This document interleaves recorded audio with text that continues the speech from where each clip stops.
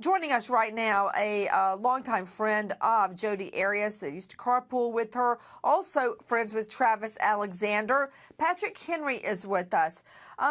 Mr. Henry, you described a scenario that occurred about 2 months prior to Travis's murder, where a group of people were talking together about the breakup of Travis and Jodi Alexander. What happened? Well, in that conversation, we were all discussing, and someone had brought up, I wonder what happened to all of Jodi's ex-boyfriends, and one young lady said they're probably buried in the desert somewhere,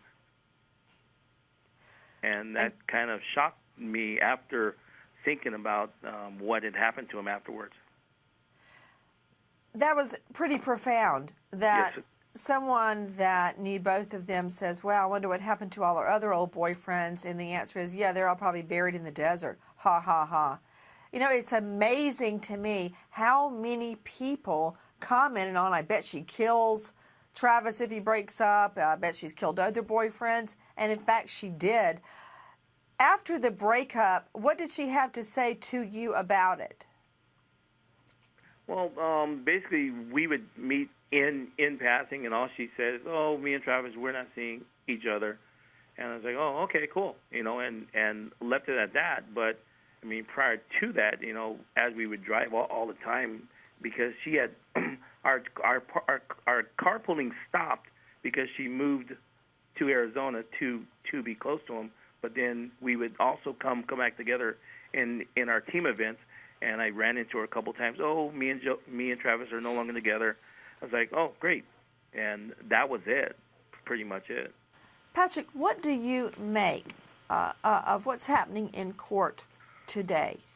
I don't know if I can say it on air, but it's a bunch of crock. I believe that she's faking it all the way through, and she's just trying to lean upon the sympathy of people that don't think anymore.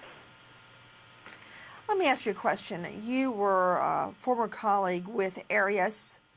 Explain to me, what do you know of her? What is her disposition? Well, Nancy, really, to be honest with you, I would travel with her 2 to 3 times a week, and an hour and a half drive.